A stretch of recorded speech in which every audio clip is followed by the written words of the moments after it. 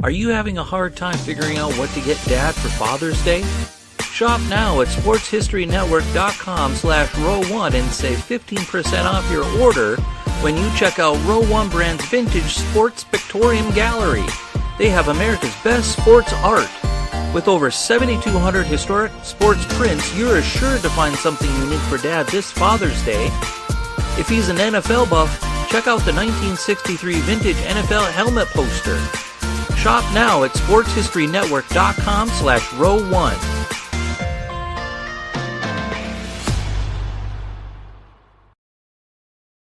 This podcast is part of the Sports History Network, your headquarters for the yesteryear of your favorite sport. You can learn more at sportshistorynetwork.com.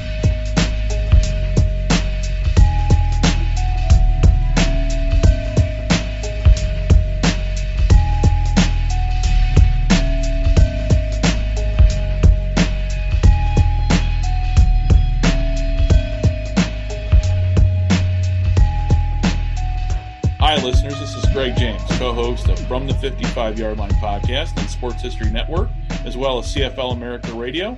And I want to say welcome to the Sports History Network Showcase, where today I'm your guest host and joined by this show's host, Os Davis, as well as Darrin Hayes, to talk about their new podcast, the Orville Mulligan Sports Writer Podcast. Their podcast is an audio drama that tells the tale of a semi-famous newsman of the 1920s, during which there was a time of great cultural change in politics, fashion, art, cinema, fashion, and especially sports. On the Sports History Network, Darrin is the host of the Pigskin Dispatch podcast, and Oz is the host of Truly the Goats podcast, the Rouge, White, and Blue podcast over in the Canadian Football Podcast Network. With all that said, guys, that's a mouthful out of my mouth. Welcome, and we've been wanting to do this for a while. And the first episode of Orville Mulligan is out on anywhere you find podcasts. And I listened to it, and I got to say, I loved it. So with that said, let me ask you guys, how did the idea for this come about? Because this really intrigued me, because back in the day, way back before we grew up, radio was the thing. So where did the idea for an audio drama come from? Well, I guess it probably started about a little over a year ago. And, the coolest time period, I think, in the history of United States history has got to be the 1920s. There was so much happening in there. And when you take that into the element of sports history, it's still pretty cool. I mean, you still got some great things happening. So I sat down one day and I was sitting there thinking, boy, how could you portray this great period of history of sports in a different way than just doing a regular podcast like we all do, just give it a different feel, to almost live it. So I went to probably the most creative person I know that's on the podcast realm, and that's Os Davis. And I presented that issue to him, and I said, we need to do something about this. We know how to podcast, we know how to talk about sports history, but how can we relay this in a different manner to the public? And that was his first mistake. Yeah, I could probably was, but just came up with a cool idea, and we sat down and ground some things out and came up with this character of Orville Mulligan that we plunged in at first into the 1924 sports scene. And I'll let Oz take it from there on some of the creative things that he did with that. Yeah. I'm going to blame some of this on society. The thing is, I'll tell you what I mean by that in a minute, but Darrin's original idea was, I guess you could kind of compare it to a short story. Darrin had the idea, he just had a conception of a young sports reporter scoring an interview with Walter Camp, essentially the inventor of modern football. But literally, probably by the end of 48 hours, you come up with an entire world around this character. I mean, we came up with a name, gave him this very Irish name. And so a lot of that, the background writes itself. I mean, you're starting from the 20s and you go backwards. And of course, okay, so you get that wave of immigrants at the beginning of the 20th century, being his parents and whatnot. You have the whole working conditions. We picked a city to base him in. We wanted to go a major metropolitan area, but not one too fast in the public imagination. Right? Like, I think I know Boston pretty well. Yeah. Well, but I would get into trouble because I think too many people know the particulars of Boston. Yeah. And, I mean, that was something that kind of struck me in the beginning when I knew it was based, and I know Darrin is from the Pittsburgh area. So using Pittsburgh to me was like perfect because, yeah, like you said, I'm here in Chicago. So your first episode is based in Chicago. And as a Chicagoan, I didn't hear any errors in terms of location, time, and place. And but when you come from like a smaller town, and Darrin, and obviously, you know the Pittsburgh area well, that you were able to create a fiction which was very much very based on reality. And obviously, the newspaper is fiction and the characters are fiction, but it's something that anybody, I think, who grew up, and again, anybody who grew up that time in the 1920s, not that a whole lot of people are still around from then, but would be able to relate to, going, yeah, this kind of fits it. It's like, to use a good example of 8 Men Out, when that movie came out. Very Chicago. I always catch errors in that, but it's very much that feel of 1920 Chicago. So, or 1910 Chicago in that era. So, yeah, well, that's the challenge. That's the wonderful challenge I'm finding with historical fiction, right?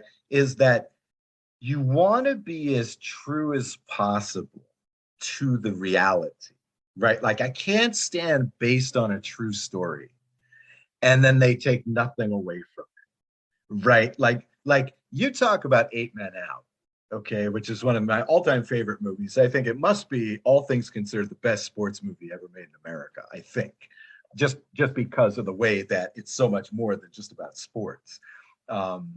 And you talk about that movie, and it's just like, okay, I know that the trial doesn't happen directly after the season. I know it happens in the middle of 1920 and da-da-da-da-da, right? But that the real people are there, and the real quotes from the court are there, right? And the real scores from the games are there. When the pitcher hits a triple in game 1, that's real, right? That made headlines the next day, right? Because it was against the mighty White Sox, right?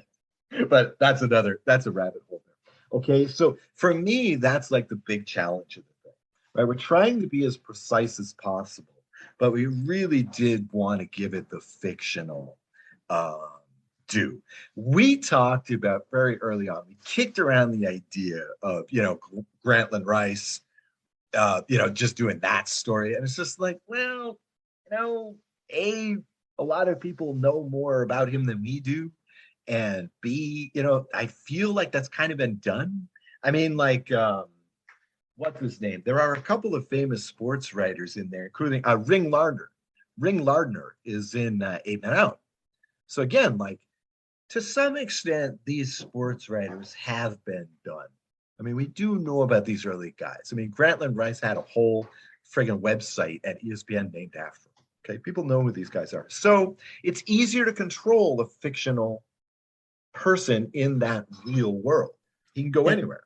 And we wanted to capture, once we got into it, we wanted to capture more than just the sports history. We sort of wanted to try to preserve the history of the era. So with the fictional characters, we can sit there and talk about, women's suffrage and prohibition and, gangsters in Chicago. We could get into some of those realms and how they crossed into the world of sports at the time too. And also we have sort of that undertone of, radio media versus the written word of the newspaper. We have that conflict going on. So we could do a little bit more with that with our fictional newspapermen than choosing a Grantland Rice or any of the others that were of that era. So it makes it kind of an interesting twist that we could do on that too. Yeah, and the way you incorporated real life characters into the story. For example, we're talking about the coaches at the University of Chicago and the University of Illinois in your first episode. And Red Grange. Yeah. Grange gets a few lines in there too. But that was kind of an interesting twist that Oz threw at it. We almost put a modern spin on it because we had almost a coach's speak before the game took place with Zupke and Stagg and Grange in there, with interacting with the reporters, and we took some actual quotes, maybe not before that Chicago Illinois game, but actual quotes that those men had said, and we put them into the dialogue that our actors used, and it came off tremendously in part one of Chicago.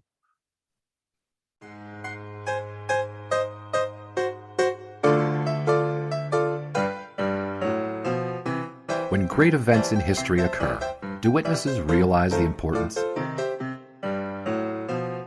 Looking back on my time now, I realize I was one of the lucky ones, privileged to tell the stories of those times. I'm Orville Mulligan, sports writer.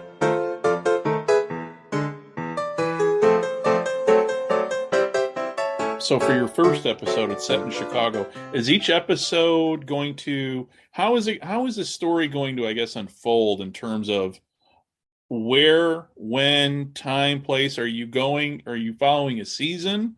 Are you following a certain, where is Orville going with this story as a newspaper reporter? Well, we sort of gave it almost a Star Wars spin. We sort of started in the middle of the story with Chicago, but our story arc is going to go, the later episodes that you're going to hear, we're going to go back to sort of the beginning of the fall of 1924 and follow it through basically the middle of the first quarter of 2025 or 1925. I jumped a century by accident. Yeah, we're really staying true to sort of that interaction with Walter Camp, which the audience hasn't heard yet. Okay. Again, the original conception was all about this guy getting to interview Walter Camp. Okay, that's still there. You're going to have to wait until episode, 14, 15, whatever it is. Right. But you'll get it, sort of. Okay, Yeah. So that carrot on the stick is still there. And basically, again, we are following a hard schedule of actual events. And so the climax or the ending, let's not be pretentious, of the story is when Walter Camp is at how they used to have the All-America dinner in New York, right? You name the All-America team, certain other awards, da-da-da-da-da. Okay, so that's your end point. The story arc is, I guess, Orville becoming enough of a writer that Walter Camp will sit in a room with him and give him the time of day. You know what I mean? I mean, this is a question of access, right? And it's almost as though the through line, the story arc is Orville earning that access, earning that standing. Is Orville just following football, or is he following baseball too? Oh no, I guess it's not too much of a spoiler to tell you that what would normally be story 2, episode 2, will be set at the 1925 World Series in Washington, D.C. We've also got coming up, we'll be doing a little bit of boxing, a little bit of wrestling in the city of Pittsburgh, and also one other baseball story, kind of, that I don't really want to give away because I'm so excited about it, and I feel like if I talk about it, I'm going to jinx it. Obviously, the Steelers are not going to play into the story because it's well before the time of the Steelers. But how big are the Pirates going to Are the Pirates going to kind of enter into this story? Because I know he's being from Pittsburgh. I mean, I'm guessing that being in the hometown team, they're going to be kind of part of the story as you go along because it is. Back then, Pittsburgh wasn't that big, but they did have a Major League Baseball team. We will have some elements of Pittsburgh baseball in the storylines, and I'm not going to say how because it'd spoil it. But we are going to have some elements of Pittsburgh baseball And Forbes Field. It could be, yeah. It could be. Okay. All right. Okay. Yeah. I'm not trying to pry anything out of you. It's for a lot of people who are listening may not know much about, Pittsburgh baseball history and Forbes Field itself. Just it's such an iconic baseball stadium. Well, I won't say too much more, but Pittsburgh League baseball in the 1920s was a lot more than the Pirates. In fact, our newspaper's headquarters is located in a part of Pittsburgh known as Homestead. Okay, yeah, maybe slightly familiar. I hear where you're going. So this might also be a hint to upcoming episodes. I can hear where you're going. I was also speaking with Darrin, in my delusional state of massive success for this podcast. 1927, of course, we have that very important team called the New York Yankees. But what a lot of folks forget is that the 1927 Pittsburgh Pirates are pretty freaking good. And I think it would be pretty interesting to do, maybe after we wrap this first season, a mini series, maybe about the 27 World Series, maybe 3 episodes about the Yankees and the Pirates. Maybe find an actor who can play Lou Gehrig, find an actor who can play Babe Ruth, find an actor who can play, I don't know, Honus Wagner. And maybe we can do that. But yes, of course, the Pirates of this time are highly important, still in the area, sort of playing semi-pro ball at the time. Because, of course, Honus Wagner, one of the all-time great Pittsburgh Pirates. Okay. So. Okay. And stuff like that won't be and like, just kind of following on what you said.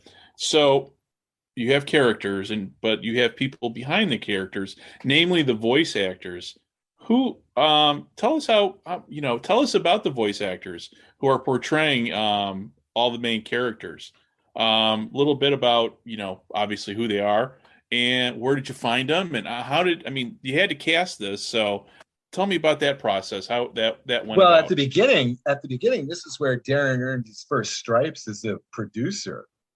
Go for it, Darrin. Well, we thought it was important to have actors from around across the country, and boy, did we do that with bells on. We actually, our 2 main characters of Orville Mulligan and his, I guess you would call it his boss, the lady that he's maybe has an interest in, Marla. They are both Western Pennsylvania born and raised human beings that are acting in them.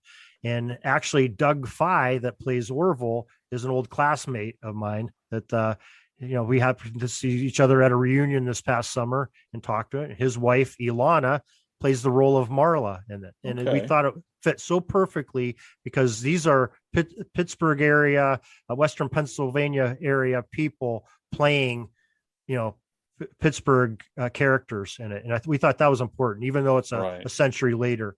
And it really comes off, I think, in the episodes as these folks are acting, because they're great actors. Now, we conceived of this idea before we cast Doug and Ilona, but let me ask you this, actually. Was that the first time you had met Ilona? Was that this class reunion thing? Oh, yeah, that's the first time I met Ilona, yeah. Okay. Yeah. Did you know that she was, perfect, the first time she said hello? Well, I didn't know. We got in a conversation, and they said that they were actors, during COVID, for actors doing small theater wasn't a real good time to have that trade. And we were cooking around this idea of having voice actors come on. And I said, we got in a conversation. I said, well, would you ever be interested in doing an audio drama? And they both said, oh my gosh, yeah, especially Ilana. And you could tell just by her talking. It's at that point I started listening to her voice. I'm thinking, this is the voice that I picture. If I close my eyes, I would picture Marla Delft, talking. And boy, it was a home run for both those folks, because they did an outstanding job at the roles. But then we said, boy, we have a lot of other characters we have to fill. And, Oz had some connections over near the west side of the country. And I'll let him fill you in on those actors coming in. Well, yeah, I've ever since I've always associated with a lot of artistic types, let's say, especially in theater, but also in music and other things, and writing. And so when I went to grad school, my degree is in theater. My degree is in dramatic writing, my master's. And so, I kept those contacts. And so at a whim, I'm like, where could I get a dozen actors really quickly? And so I hit up one of my friends from Albuquerque. I'm like, hey, we're trying to fill some roles in this audio drama. Do you guys think you could do this for like very little pay? And he was like, sure. And, luckily my friend Eric, who was cast as, the editor-in-chief of the Pittsburgh Guardian, Frank Delft, he's one of these guys that knows everybody. So he whipped up a whole bunch of people really fast. A mutual friend of ours set us up with a recording studio. And we went from there, and the results that he turned in were just stunning. A lot of these actors are like literally professionals. All of them like get regular work, pandemic notwithstanding, in acting. And so we're just really pleased with the results so far. Yeah. Just really great. And, it's gratifying to be at this point in my life because you're able to draw on those connections. Right. And those people have, like you, have amassed so much experience in their field. And so, it's great to have those connections, and it's great to be able to depend on such a high level of talent. Yeah. And so in bringing them all together, how did it work? Did you guys do it by Zoom? Did you do it by, obviously, I'm guessing everything had to be done as remotely as possible We did a short pilot in which we did a script reading because it was only the 3 characters. Right. It was only three stars. And so, yeah, we did a reading on that, but you got to record this stuff on your own. Okay. And the crazy thing is with the Albuquerque folks, the folks down in Albuquerque, he's casting some 24, 25 parts with 10 or 11 different actors, and he's doing them all one at a time. So again, I don't want to give up too much of the magic, but if you think these people are in the same room and reacting to each other, that's me. That's me putting it together in the sound editing room. Okay, that's why it sounds like that. And the fact that these guys are talented enough that they can do that. This is a way people don't realize this. They think that something like movie acting is easier than theater acting. Right? Because theater, you got to go out there, bam, bam, bam, bam, bam. You got to do it for like an hour, right? But movies are like, you have to show up, you have to wake up maybe at a crazy hour, and you have to start from like page 93. Or today it's a page 157 or whatever. You have to come from nowhere and get into that It's space. not sequential. It's so out of, yeah. Right. And that's what these guys all did in Albuquerque. And what a challenge for each of the actors, because they don't have somebody they're really playing off of the conversation with. Sometimes they're doing it by just reading off the script and acting it, and nobody's there to respond to you. And then you got to come up with your next line. Right. So some of them, they all had their little tricks. I'm sure they might have had somebody, off mic reading them lines in their earpiece or whatever. I've heard some different things that they were doing, but just the talent of these actors, it really comes through. And, the magic of podcasting, piecing it together, that Oz did a great job on. Oh, yeah. Yeah. You feel like you're there. It sounds insane to do it this way. But let me tell you, during the pandemic, okay, I read about several high market animated shows that had to do this the exact same way. They send the script to the actors at their home. They go in a little sound booth or whatever that they have at their home. They record it, and then they send it in. The guy at Paramount Plus or Nickelodeon or whatever had to staple it all together. So it's really, this is what everybody's doing now. Yeah. Well, it just goes to show you where we're at in general. We're looking back at 100, so the story is 100 years ago. So forward 100 years where we're at technology wise to be able to do this with, when all you really need is let's say a good $500 laptop, a microphone, and a good internet connection.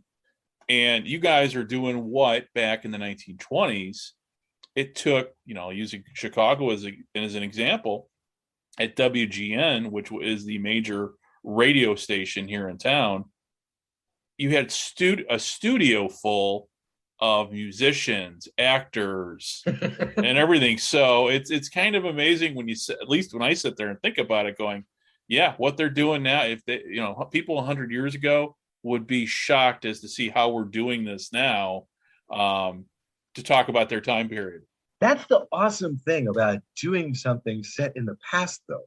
Right? You have these long spaces, right, where people either have to be talking to each other or they have to be doing something other than typing on a screen. Yeah.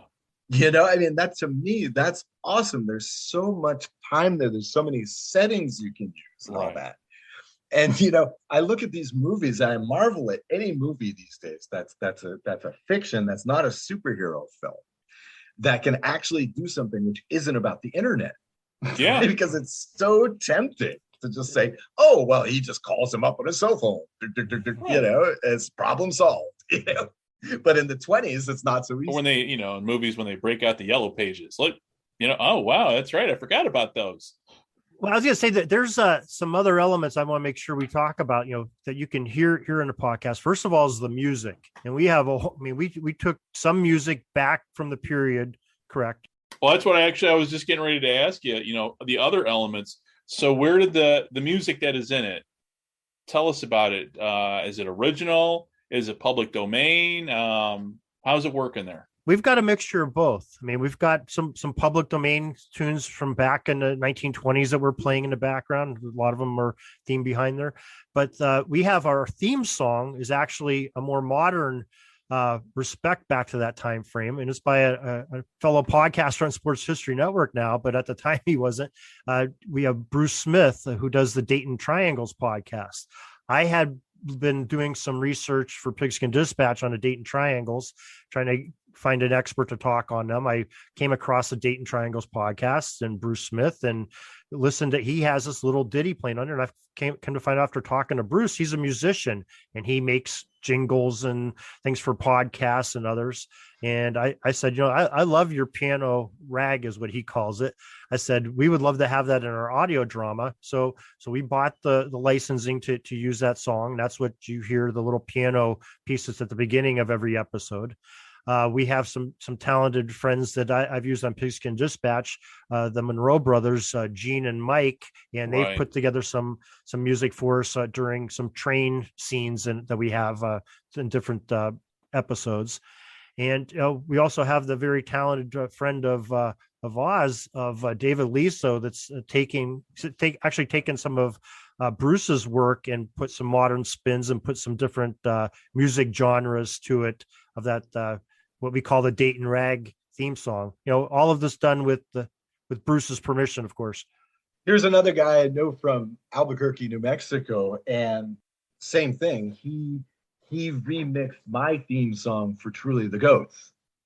And, he did such a nice job for that I was like, hey, all we got is 2 minutes of theme song here. We want some incidental music. Can you do it? And so he comes back to me. He gives me like a string quartet version.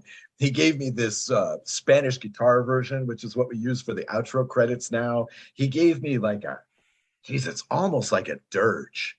It's this very slow, sad version of the song. And, it's this very happy, ragtime kind of jazzy. And Dave Liso just turned it into this goth thing, It's tremendous. I still don't know where I'm going to use it, but it's a great piece of music.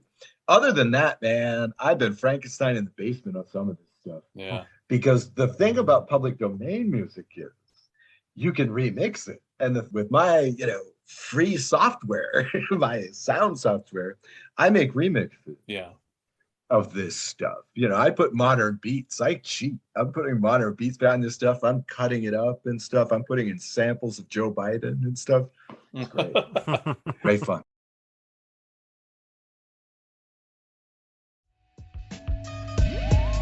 When you're listening to your podcast, you hear the sounds of a newsroom in the back. Tell me about that process, incorporating that. Oz or Darrin, were you sitting on an old manual typewriter somewhere and just pounding out sound and recording it? How'd that all work? There's a lot of stuff out there. Many, many, many years ago, when I first started doing podcasting, I mean, this folder is 12 years old on my hard drive. I found a folder called 1001 Sound Effects, but now that's up to 1,600 sounds. Okay. You can just find this stuff anywhere. For the newsroom, that's actually 4 ticker tapes going at different speeds, Okay. going on and off, overlaid against each other. Because they have 4 ticker tapes in the office.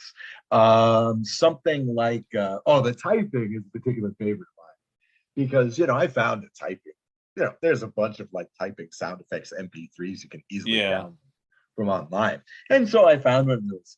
But for Marla's typing, since she's so much better than everybody else, she's, I think, 25% faster and 25% louder. And it's one of those things that I don't think you'll notice if you're just like a casual listener or whatever. But I think that subliminally, it does put in that message, that she's a superwoman. Right. Because she is. This is my biggest failing on this thing, I think, as a script writer, is I love Marla too much. I'm afraid I'm giving her too much time in this podcast, which is called Orville Mulligan. So I'm really having to restrain myself from that character. She's the first character I've had in a long time who really writes herself.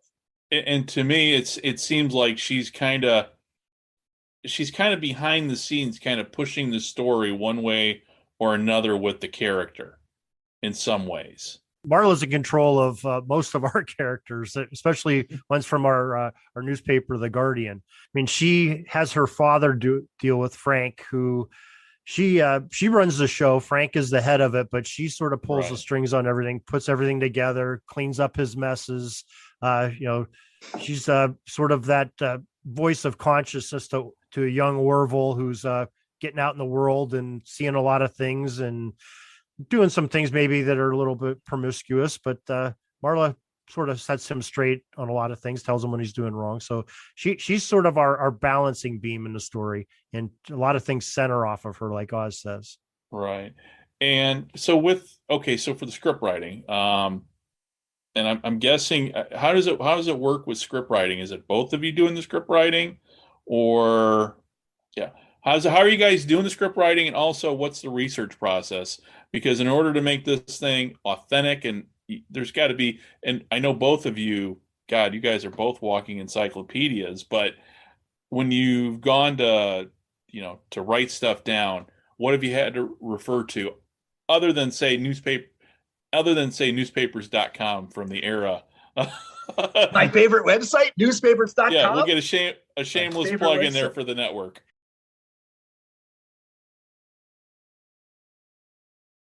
And now get a free 1-week subscription to newspapers. We went right to the source. Let's talk about this episode, Roaring Chicago Part 1 that's out that people can hear. We went to 3 experts that we know. I mean, first of all, everybody, Joe Ziemba, he's our Chicago expert. We got a lot of information from him. A lot of the gave us the idea of who our gangster football player could be in that, and we did some real in-depth newspaper.com research after he gave us some things to chase there. But we also got especially with the Red Grange and Bob Zupke lines, we went to our friend Chris Willis, who wrote a book on Grange and did extensive research on it. He's probably the foremost expert on that bit of history from the University of Illinois in that era in Grange. And we went to another author friend, Jennifer Taylor Hall, on the Amos Alonzo Stagg stuff. She wrote the book on Stagg. So we went right to the sources that we knew that we could get some really good, accurate preservation of history. And they guided us and did a great job. That's just in that one episode. So we're doing that on most episodes of getting some historians to help us out. Well, for this first episode, since it's based in Chicago, I'm listening to it. And, as they're talking about, I'm like, I know these areas. I can see these areas in my head because I've spent so much time, not only at the University of Chicago for various reasons, but also down at the University of Illinois, where I've been, whether I was running track in school or down there seeing state championship football games. So that's what I enjoyed there. And I'm like, oh yeah, I can see this in my head. So I figured, and I know Chris and I know Joe. I've not met. I haven't met off the top of my head Jennifer Taylor Hall. Yeah, I haven't met her, though I have listened to your podcasts that have talked to her. But so I can feel the authenticity coming through, and just knowing Joe as well as I do, it's like they're between Joe and Chris right there, those guys, those guys will definitely nail it for you in terms of those, place and character. Yeah. Now, as far as the script writing, I'm a novice at it. We have the guy that's sitting here in this conversation that has a degree in it, so he's teaching me a little bit about script writing and storytelling. But we're passing ideas back and forth on every episode. Oz is writing an episode and bouncing things off of me. I'm writing another episode, bouncing things off him, and we're going through a whole rough draft process and going the whole gambit. There's hours upon hours on every one of these episodes, just in the writing aspect and research. Oh yeah. I mean, I would assume, you've got a 30-minute episode out right now, and in order to prepare for a 30-minute episode, literally weeks worth of work goes into it. Oh, if not months. Most definitely. And I don't know, this is a big reveal, but that part one, why we call it part one Chicago, because that was originally, we were going to have that all three of these parts be one episode. And we got into writing on it and got so much history about Chicago in that time. And it was so interesting that we just went overboard, and we just had, an overflow of pages of script, and our actors, read all of them. And Oz called me up one day, goes, "Hey, I'm recording this first one, and this is going to be a long episode. We might want to think about breaking this up." So we decided to break it up into 3 pieces. Yeah, I don't know. Maybe I'm totally off the beam here, but no one's going to listen to a freaking 90-minute episode. No one. No, it's a good point. I mean, they'll yeah. I mean, but yeah, that's a good point. Breaking it down into 30 minutes is a great idea. But the thing is, I've got some good tips on this question. I've got some good tips for aspiring fiction writers out there. Okay, based on our experience. Okay, here's the nice/not nice thing about doing audio drama podcasts. Okay, there is no way to do it, right? Like, I'm talking about how I have a degree, right, in dramatic writing. Okay, I learned how to write movies. I learned how to write theater. I even did radio plays, okay, in those days. But I never learned how to write a podcast audio drama because there is no way to do it. Well, that's what I was asking. I was going to ask you, is there anything else similar out like this? Because I've never seen any sports fiction. Right, not really. So you go back to the basics, okay? And here are 2 good basic rules that everybody can follow. 1, do an outline. Nobody likes to do an outline. Do an outline, okay? In the movies, they call it a treatment. Do your whole story on like minimum 2 pages, right? The whole thing from beginning to end. Any key quotes you want in there, anybody can do this. And this is what one of the things that we've been doing on this podcast is. We go, okay, you want to write a story for us? We know you don't know how to write a script. Write us 2 pages of a story, right? Give me 2 pages. This is what we had Joe Zimba do. All right, help me out here. Give us 2 pages on, Frank Reagan and the Reagan Athletic Club, right? Which is where part of the story is based, where Act 3 is based, basically, the story. Okay, anybody can do that. That's the first thing. The other thing is, don't worry about budget constraints. Okay, don't worry about what you can and can't do. All right, write everything. And this is where I kind of got into trouble on this script, is because I just wrote everything. And then I looked at it and I'm going, how am I going to do some of these sounds? Okay, but you will find a way, especially in this audio medium. Jeez, it's so much easier than in a visual medium. You're only working in one dimension, sound. Right. You don't have to worry about how it looks. It doesn't have to look good. So these are 2 things that every writer can do in a fictional format. And that's pretty much how we've been doing. And yeah, I'm kind of being a teacher to Darrin here. Luckily, Darrin has a lot of energy, but again, there are no rules for this. And you alluded to it earlier, Greg, when you said about, how radio had acting before television and had these little dramas and serials and everything. And it's kind of a cool thing that we're going back in time and doing it almost, a similar product to what they would have had in radio back, the Lone Ranger episodes of the 1930s or 40s and things like that. And telling a story with just audio. And we can, and we're actually talking about a time period that happened just before that.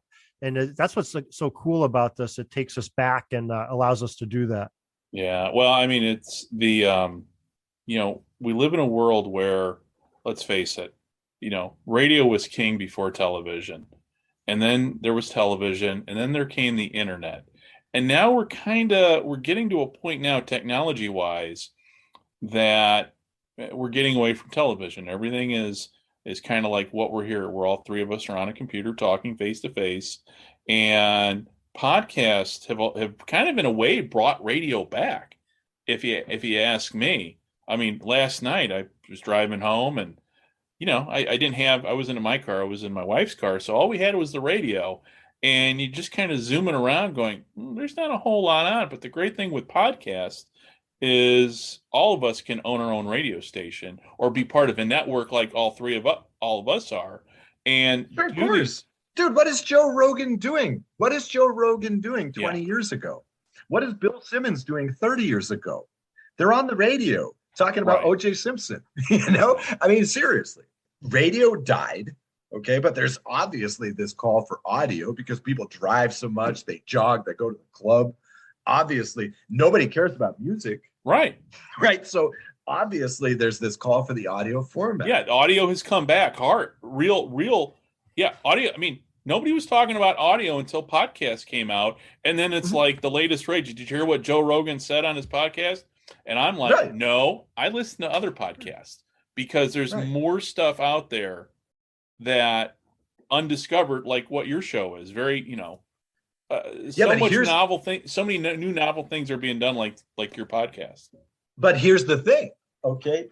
Like for example, we registered for this one script contest for this show, and one of their big promotional things for this is, that fiction podcast in the past year, during the pandemic, as everything is precluded by, has risen 4,000%. Yeah. Fiction podcasts, of course they have. Of course they have, because up until now, it was everybody that likes the Pittsburgh Steelers makes a podcast, in sports, for example. Anybody that has a dog makes a podcast about dogs. Anybody that likes Space Force TV show makes a podcast about space. Okay. Fiction's a lot harder to do, but people are going, hey, I can fill a niche. And this niche that we have is ridiculous. Yeah. Like, there's so few people doing historical fiction, and then there's nobody doing sports fiction. And so there's really nobody doing sports historical fiction. We must be insane. John, your creation. Yeah. Well, I mean, a good example is what Arnie's put together with the Sports History Network, and honestly, and all of us have been out there in the podcast world.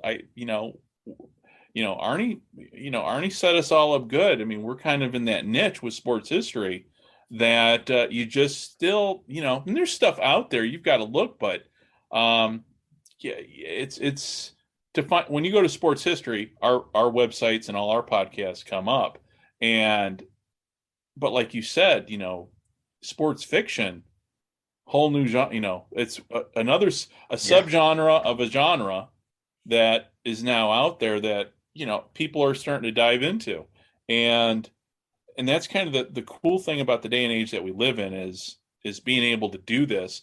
And with that said, you guys are doing this, but it does cost money. So in discussing that, I know, how are you guys funding this? I know you have a GoFundMe page. How do people find that? How do people contribute, and so on? We have a Kickstarter campaign. A Kickstarter, okay. So if you go to Kickstarter and type in the words Orville Mulligan, our campaign will come up on there. And we're looking to raise the money because we want these talented actors and musicians and sound guys and everything that we're talking about. We want to get them paid because their talents are. I mean, you couldn't do this without. It's a real treasure to have them, and we want to help reach out and get some funds to pay them and have them keep doing this, because we want to keep going with this and expand maybe into some other areas like Os alluded to earlier. Okay. I should point out that the other possibility would be Let's see. I'm going to try and get this precise. So it would be for a final score in the upcoming Super Bowl of Rams 24, Bengals 22 in overtime on a safety by Aaron Donald, who wins the MVP. If I get that, I can fund this whole enterprise. So let's keep fingers crossed for that. Go, Aaron Donald. I mean, we're also searching aggressively to find some people to partner with, some companies to partner with. Yeah, I was going to ask, has anybody come up in terms of sponsorships right now? We are in talks with more than a few companies right now, and we're trying to, I don't want to jinx any of that, but we're hoping to get some of that to help with the production costs as well, and to help put aside some funds to get the second season of Orville Mulligan going also. Hey, I'll just put it out there right now. Look, if anybody's listening to this, if you want to contribute let's say $200. If you want to go $200, we'll make you a commercial. We'll give you a commercial. We'll do what you want. Seriously. What do you want? We'll make you a dope, period-specific commercial. It'll be super cool. Listen to either of the podcasts right now. You can listen. We've done some commercials in the past. Those are in the feed for the stream. If you subscribe to Orville Mulligan Sports Writer, the podcast, anywhere, you can listen to some of our old advertisements. We can do something like that. Seriously, I have the power. $200 is all it takes. You'll have a dope new, and you can have the commercial afterwards if you want to run it somewhere else. You can have as far as getting in contact with us, we have an email, orvilleMulligan@gmail.com. We also have a website, orvilleMulligan.com. Okay. We have the podcast. We have a little bit of behind the scenes, some things we're trying to put in there, about our actors and some of the stories and things like that for additional information. So either one of those are great places to either get in contact with us or to learn more about the audio drama. Okay. And right, sportshistorynetwork.com/podcast. Like was said before, any podcast feed, basically, that any podcast aggregator that you subscribe to should be in there. And Oz, where can people find you on social media and get in contact with you? Well, I'm pretty flaky on social media these days, bro, because I'm writing so many scripts for this thing, right? So, but Oz Davis 42 is my personal Twitter handle. Sports History Network. I'm floating around on there all the time. And wherever you like, but just keep a lookout for Orville Mulligan because that's my life right now. And Darrin, tell everybody about where they can get a hold of you and about your podcast. Well, I guess first of all, we do have a Twitter handle at Orville Mulligan, which is we're in character responding to tweets, so that's our main feed social media for the podcast. You can find a lot of what I do at Pigskin Dispatch on Twitter. We have Pigskin Dispatch Facebook page. I'm also on LinkedIn with my own name, Darin Hayes, and we post a lot on Reddit, Quora, a lot of different social medias there too. Okay, great. Well, listen, guys. Hey, thanks for joining me today, and I've enjoyed this talk. It's always good getting together with you two. Anytime we talk, whether it's online or offline, we get into some great conversations that literally can go on for hours. So, with that, stay tuned for the 3-hour post-credit scene. Yeah. The direct Sam Jackson's in it. The director's cut, as I like to call it. So, hey, everybody, this is Greg James with the Sports History Network. Hey, thank you again for listening, and hey, we'll hope to be talking again really soon. Thank you. Bye-bye.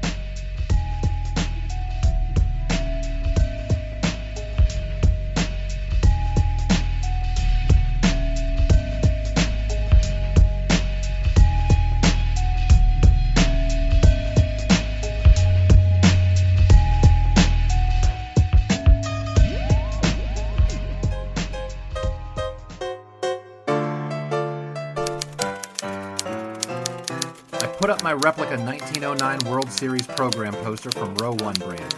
And that's all it took for Marla to do a complete redesign of the Guardian offices, doing up the walls with tremendous prints from baseball, football, basketball, hockey, and more sports events. And every one of them can't help but trigger memories of sports yesteryear. And here's the last one. Let's put it up here by your desk. perfect. Ah, that's a nice one. College football, 1923. Navy versus Penn State. Do you remember that game, Marla? I sure do. It was October 20th, 1923. Cloudy, but a reasonable 57 degrees at the 2:30 kickoff time. Over 20,000 turned out at Beaver Field in College Station, Pennsylvania for this clash of two of the nation's top teams. The Nittany Lions were the underdogs, despite having won their first 3 games by a combined score of 94-0. The heavy favorites were the Midshipmen, who went on to play in the Rose Bowl after the season. Right, and the game immediately became... The entire color of the game would ultimately be dominated by Penn State's star halfback Harry Wilson, but both offenses took some time to get going for a good 22 minutes before Wilson got the crowd to their feet with an interception of Bill McKee's forward pass, returning it all the way for his first touchdown of the day. Wilson certainly was great On the next kickoff, who would end up as returner but Harry Wilson? Wilson dodged at least a half dozen. Recall the greatest moments in sports history, or just your own personal favorites, with Row 1 brand sports paraphernalia. Don't delay. Visit today at sportshistorynetwork.com/Row1. That's ROW1 today for access to the full Row 1 catalog of gallery prints and gifts like t-shirts, long-sleeve shirts, telephone cases, coffee mugs, blankets, pillows, towels, and even shower curtains. Act today for 15% discount off all prints with coupon code SHN15 and 20% off all other items with coupon code SHN20 at checkout. And keep your dial locked to the Sports History Network for the exciting chronicles of the 1920 sports world in Orville Mulligan, Sports Writer. Coming soon. The score remained Penn State 14, Navy 0. The second half had barely begun when Harry Wilson and Penn State went on to work on Navy again.